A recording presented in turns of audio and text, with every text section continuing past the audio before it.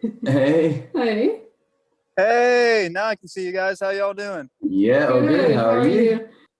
Good. I'll finish this trail up in 4 days. So moving Oh, pretty wow. good. Moving pretty Cool. good through it. So even with today's a 0 day as well. Just had to coordinate a lot of stuff, and there was stuff piling up because I was pushing so hard in that first stretch that I wasn't really able to do it while hiking and walking. And my mind was more focused on just push, push, push. Yeah. So taking another 0 today, and I still think I'll be able to set an unofficial speed record on it with kind of how it got structured because I'm still doing anywhere from 35 to 40 a day. I had one day that was like a 44 miler. Oh, wow. Um, Nice. but yeah, it's been a journey so far. I didn't really have many expectations going into it, and I'm glad I didn't because each day's kind of been different. But it's epically scenic. I think the reason why this is a national scenic trail for the most part is because of the history, and it's Mm. beautiful along the Potomac, but you don't have those big climbs, you don't have those big descents. You're not really ever far from kind of the community or a little town or something like that. So you're not super out in the wilderness, Yeah. but it's just like every footsteps through history, pretty much. Mm, okay. Do you notice anything of that history, or you just run past it and yeah? Yeah. So with the pace I'm doing, I think I'm probably pushing anywhere from 3.5 to 4.5 miles per hour when I'm going. I time myself at the last hour of trying to get into camp the other day, and 4.6 took me about an hour and 4 minutes. So when I'm doing that type of pace, if I'm hiking all day and I'm hiking for 12 to 13 hours, it averages back down because I am stopping to read the historical book boards, take pictures, kind of like there are moments throughout the day that you stop and you kind of soak in the moment. It's not like a pack off break. You're not necessarily taking the pack off, sitting down, but like you stop for could be a few moments, could be a few minutes, and kind of just encompass what you're walking through. For the first 2 days of this trail, 3 days actually. Yeah, first 3 full days, I did not take my pack off once because I was just ready to push. Like so, um, the first 2 days from Point Lookout, you kind of have to figure out your own route up to Washington, D.C. And when you have to figure out your own route, you're going to be highway road walking. And I walked the highway that I have driven into DC on before that's like 8 lanes of traffic. And you did that for like 30 plus miles. So I wasn't taking my pack off on there. I'm just like, okay, we're Yeah. going. So Yeah. once you got out of that, though, it became really pleasant on the CNO. Perfect. Because how long have you been on the trail now? 20 I days? think I think today with this 0 is 10 days. Yeah. And in those 10 days, today is a 0. And then what also was super weird is my second day on trail was a 0. So I started at 11 a.m. the first day, and how the trail is situated is you can't really camp for the first 100-ish miles. You have to stay at motels unless you want to be sleeping illegally in because it's out east land. So you'd be sleeping on somebody's land pretty much. So I did 24 miles the first day, starting at 11, got to town, and the weather system, there was huge storms moving in, like 20-mile-per-hour wind gusts, which is not terrible, but couple that with 99% rain all day. And then it said snowstorm at some point too. And like the cold, I'm like, there's no way. I'm not doing this again. It's not going to happen again. So No. that actually took a lot.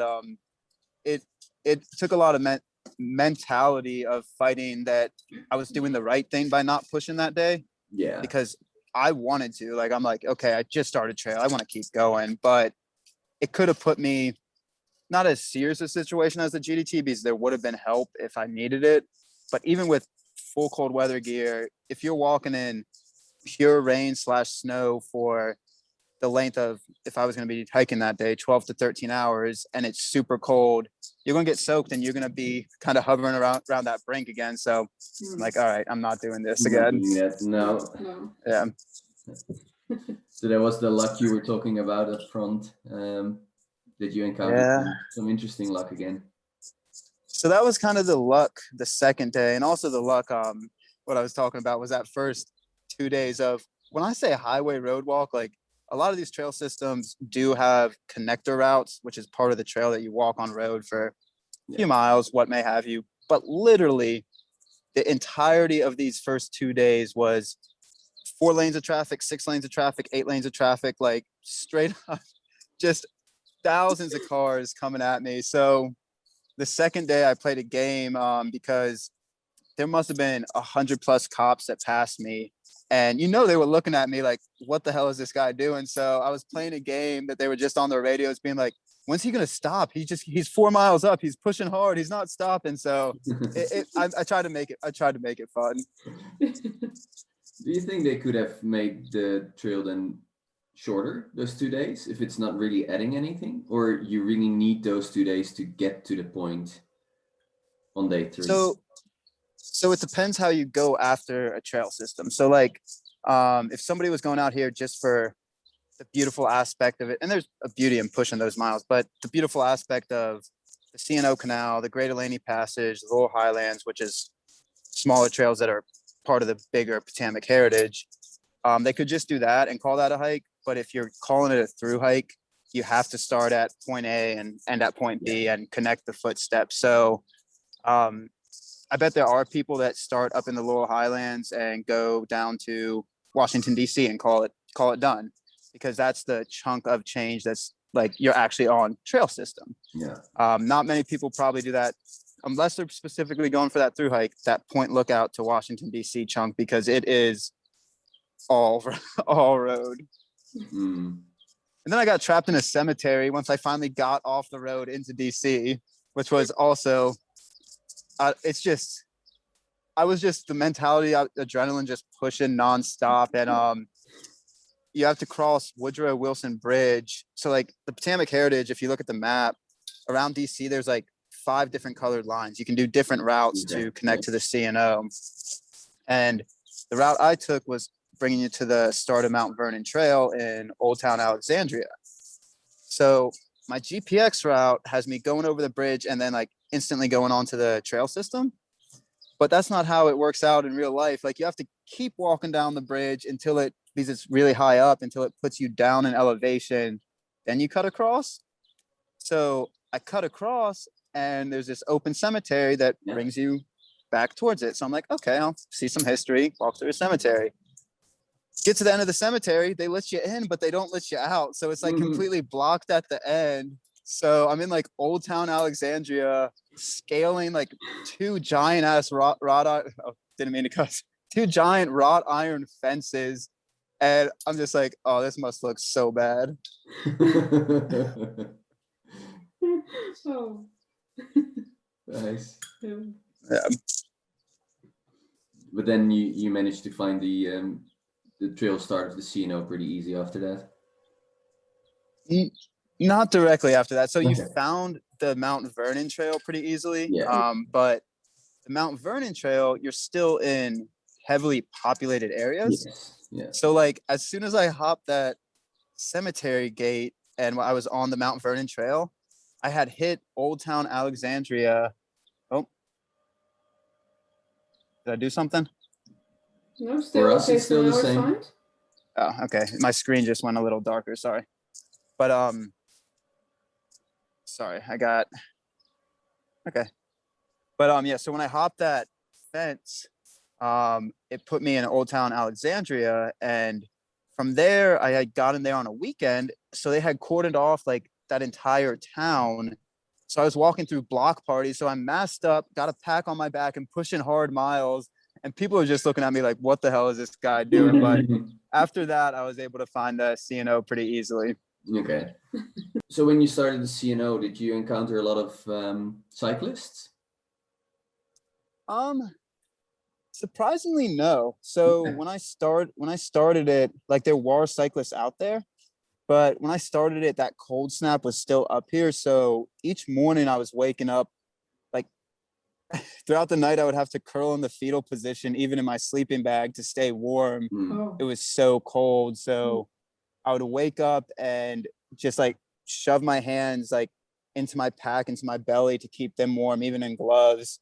So I think cyclists were like, okay, we're gonna wait a few days until we start this, because I just started warming up the past 2 days, and the past 2 days when I was finishing up the CNO, that's when I started noticing more and more. So Yeah. at least cyclists going out for long distance, of course, you're going to see either hikers, or when I say hikers, like not doing the through hike, but people going out for a day hike that live in the communities around it, or going fishing. So it wasn't as busy as I expected it to be, but that could be also this time of year.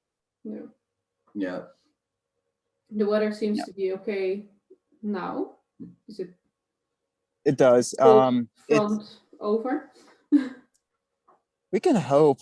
we can definitely hope. The past 2 days getting into here, when I was waking up in the morning, I wasn't like having to shove all my extremities into close to my body to keep warm. So it does seem like it's getting warmer again. But also those cold days that it would get biting cold at night and in the morning.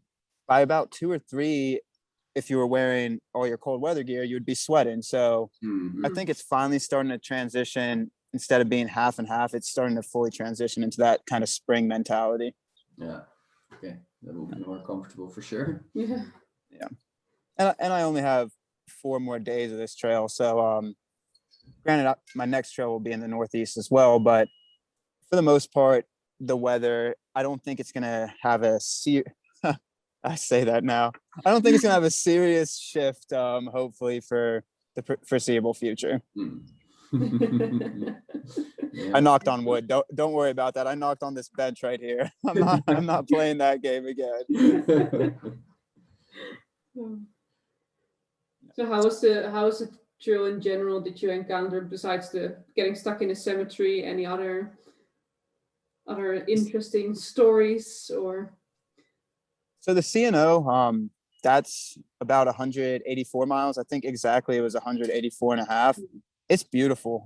It's kind of I don't know if it's the time of year I'm here or what, but it seems like it's an untouched gem it's a national park. So it's a very small, it's kind of like the Natchez. It's a very small corridor, but it just stretches for very long. And it was really beautiful. I mean, it's all 2-track, which kind of looks like old ATV type trail.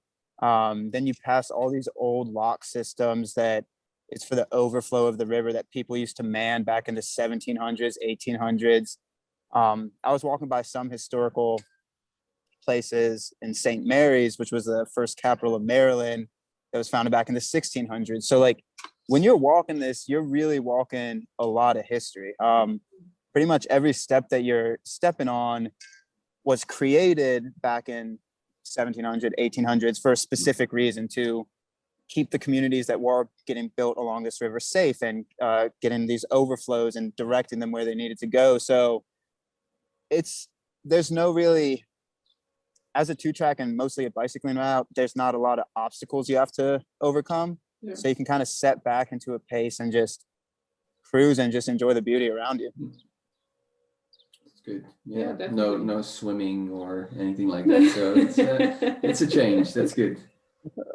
I've laughed every time. So like sometimes the river will be right here, the trail will be right here, and there's this overflow where they direct the floodwaters into, and sometimes that would be swamp. So I would always laugh and be thinking about the Florida Trail. I'm like, if this was the Florida Trail, we would be walking right here. we would be walking right in it. And I was tempted one day to just go for a quick dip, but I was just about to say, for old time's sake, maybe just go in. That's what was very weird about my brain, is like, that sounds like a joke, but I was walking next to that. I'm like, well, what if I just decided to walk in that for 5 minutes? And I juggled that and weighed that decision for a little bit, and I decided it wasn't the best decision. No. Very good. Yeah. Fair enough. Thankfully, the rational part of my brain outweighed the just kind of fun, stupid part on that section. It wouldn't help pushing the miles, that's for sure. No, yeah. Wet feeding. No. And that's where you find some of the beauty, at least I do, in these types of trails, is it's beautiful around you, but without those mountains, it's not quote unquote physically challenging. So you kind of have to create that physical challenge for yourself, because the trail is not necessarily going to create it for you.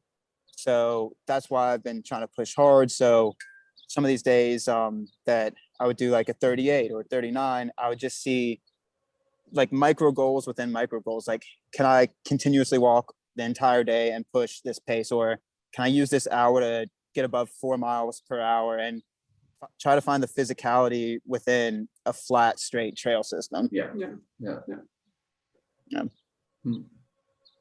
Because I probably think it's one of the few flat systems then. Or have you walked something like this before? The Natchez Trace it's hard to compare two trail systems, but the Natchez Trace would be similar on the level of that it's 2-track or road, so it is graded to a certain flat level standard. So yeah, the Natchez was flat, but I had those absurdly bad foot problems, so it was a world unto itself. So I couldn't compare it to that, but at least the terrain type flatness, and like this type of trail system, you're walking directly next to the Potomac. So what's beautiful about it is on each side, you do have these huge boulders, like the rock just comes straight up out of the ground. So around you is mountains. You're just not necessarily climbing them. Yeah. That's good, huh? If you can still see them and well, not having to go over them. So what I really enjoyed, what was it? Not yesterday, the day before, there's this place called the Pawpaw Tunnel, like Pawpaw, Pawpaw Tunnel. And when they had created this old rail bed, the towpath, they cut a tunnel through the mountain, but it was closed for construction. So there were a bunch of signs as you got closer saying reroute coming up, reroute coming up. I'm like, oh no, what are they gonna do now? But it actually turned out to be very beautiful. They put you up onto this ridge called Sorrel Ridge, and it was actually like a legit straight up climb, which was like very, very pleasant. And as I was doing it, I was filming and talking about it, that I think I was at like 35 or 36 miles for the day, and getting to change the muscle group up and like push uphill and then push downhill, it was super pleasant. Yeah, definitely something different. Yeah. No issues with your feet with the flat walking, or? No, because I at least believe I'm outside of that scope. The reason the Natchez hit me so hard is that was my first trail of hiking season. And even though I had tried to stay in shape and all of that, it's not really possible until you're through hiking. So usually at this point in hiking season, my body will have aches and pains of doing these types of miles, like kind of common stuff. Like you wake up sore, you might feel a little joint tightness, but nothing serious, nothing comparable to the Natchez. Awesome. Yeah, that's good. That's good. Yeah. And when you're wrapping up in 4 days, do you have an easy commute to the next trailhead, or is it going to be juggling quite a bit of different things? I purposely made it so I was not doing that Pensacola nightmare again. So I do have a ride. I'm going to be picked up on the 31st. Okay. So I actually even have to slow my pace down. That's why there are a lot of factors that made me rationally be like okay with a 0 day, because I fight it a lot, because when you're in that go mentality, your mind starts fighting like taking a break, which is sometimes necessary, but I don't know, my mind's a weird place to be. But so I do have a ride on the 31st. So the next 4 days respectively, I have to do mid 30s, and that'll give me like a 5 to 10 mile day on the 31st to finish up. So I could finish up like that night, but with my ride situated, I have to slow down a little bit. So I'll slow down and just kind of, I'll slow down and kind of just sit back, and mid 35s are, again, with my mind, it lets me not feel like I'm cheating myself out of pushing too, like not pushing hard enough, but it also feels like I'm not terribly slacking. So it's kind of a sweet spot. So I'm okay with that, if I can have a ride at the end. Yeah. Yeah. Yeah. Cool. Perfect.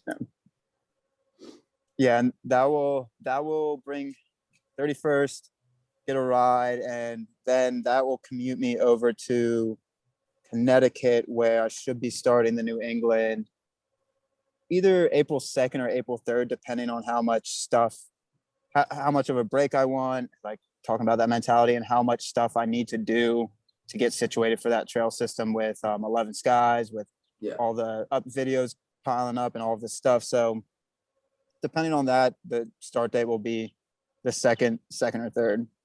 Okay. Yeah. Yeah. And how long will you be on that trail? Was it 2 weeks? It'll only be 1 week, so it's Okay. about 220 miles. So if I'm doing over 30s a day, 1 week, but don't hold me to this, but I've started to play with the idea of yo-yoing that trail, because if it's only going to take me a week, that will put me until like April 10th, and Magpie doesn't get into the States until April 15th. So I don't necessarily want to sit around for 5 days and kind of let the hiking legs get away from me that extra length of time. Yeah. So I'm like, oh, well, I could just do it 7 days one way and then really push hard on the way back. So I'm seriously considering doing a yo-yo of it. Okay. Yeah. Because once Magpie gets into the States, we're gonna have to stop the momentum for 2 weeks anyway, because she wants to quarantine once she arrives in the States, and I'll be spending that time with her. And 2 weeks is kind of when the hiking legs aren't going to go away, but they're not going to be as tight as they were when you've been doing it for so long. So I'm considering it heavily. That would be interesting. Yeah. Well, so like with where FKTs are concerned, again, I'm super bad about registering them, because I don't know, if you set a speed record on this trail, it's like, okay, great, that's awesome. But at least what I've noticed is, with the mentality starting to be like, oh, if I do want to do it, doing a trail one way so you know what you're getting into, and then yo-yoing it is kind of the way. Is kind of the way, if you really want to set a speed record that would be hard to break, is kind of the way to do it, because then you at least know the terrain, you know where you can get water, you know how much food you need to carry, you know all this stuff that you can just be like, okay, I can easily plan and just push hard on the way back. Yeah, true. Yeah, that's true. So I think it's gonna happen, barring any bad weather. That's where my mind has been going. Yeah. Okay. Yeah. Well, we'll keep our fingers crossed for sure. So how are you currently mentally going? Good. There's been some days that, of course, miss hiking with others. That's kind of the big part of hiking for me. Is I love there's happiness and joy in pushing the big miles by yourself and finding that happiness in there. But even pushing the big miles and having the interactions with your hiking family at a few breaks through the day, or camp's a big one, is I do miss that. But again, it's how you tear your mind around it. So each day I am really finding enjoyment in it, but there's that baseline kind of missing the trail family. So still really having a good time, and trying to structure the thoughts around, hey, this is what I came out here for. This is what I'm trying to push. Couldn't convince anybody to try to push this trail this way or do this trail. So this is where I'm at. So it's an enjoyment within it. Yeah. It might help as well knowing that Magpie is coming in 3 weeks. Yeah, super stoked. She's getting super stoked for the trail too. She's starting to get into that, oh, it's really happening type of mentality, and she's like starting to pick out all these little gear things. She's like huge gearhead, so she's starting to like geek out about the newest gear she's getting, and she's starting to get super stoked. Oh, perfect. Cool. Yeah. Oh, that sounds amazing. Yeah, I can't wait. Man, she made a comment the other day about like, oh, I hope I'm not slowing you down. I'm like, slow me down, like, please. I'm out here because I want to hike with you and do the NCT together. It's not about a pace. And she has sometimes that mentality of like not wanting to slow down other hikers, not just me per se, or if we were hiking with a trail family. And it's like the reason hikers hike together is because they want to hike together. They don't, the pace is whatever it is when you're hiking with a group, because you want to spend time with that group of hikers. So I'm like, don't worry about that. Like, I'm just super happy we're doing it together. Yeah, no, I true. can imagine. Yeah. Would be a Yeah. fantastic adventure. Excuse me? That would be a fantastic adventure to do that together. Yeah, and so the NCT will have that quarantine in between when I do the New England and she gets in. So we'll have that 2-week window to like really get into it. We've planned it pretty well, but like really get into it, the more nitty gritty. And then I think we will end up officially registering on the FKT site for that speed record, because the way we hike it anyway, we would get it anyway. So it's kind of like, might as well put it up there and just officially do one. I mean, I keep doing all these other ones without putting it up there. So Yeah. what makes me smile about it is the concept around speed record for a trail system that's 4,600 miles is like, so how fast did y'all go? Oh, 5 months. It took us multiple months to set a speed record. So that makes me laugh, and that's why I think I want to register for that one too. Yeah. Yeah, I can imagine. Yeah. Well, perfect. Cool. Yeah. So I mean, it's a trail system that it can be very enjoyable for people that want to hike through this type of history. And the campsites along the CNO, from what I've seen, they do an immaculate job.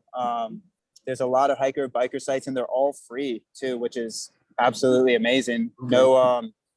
No permit required. There are group campsites that like giant ones that you would have to, but then there are free ones spaced out every 7 to 10 miles, and that's on the longer stretch, that are free, that you can stay at. So I can definitely see people that live in this area or want to adventure in through history. It would be a beautiful journey for that. Okay. Yeah. Well, that sounds good. Yeah, definitely. Yeah. Perfect. Yeah. No, do you have anything else to share that you encountered and wanted to know? Let us know. I don't know. I guess maybe the campsites I wanted to touch on, the water sources. At least if people want more information on this, they can always skim through my videos quickly. But if they want to watch this and try to get the basis of it without listening to that rattle, the campsite's super good. The water sources, they do have actually filterable pump water, but it's only open in a specific season. So we're not in that season, of course. Yeah. So it's open from like April to, I believe, October or something. So water is super good. If you have the mentality to, you could actually get into a town every day within a mile off trail to resupply and stuff like that. And that could be a fun little story if you guys want to hear another weird Constantine mentality story. Yeah. Always.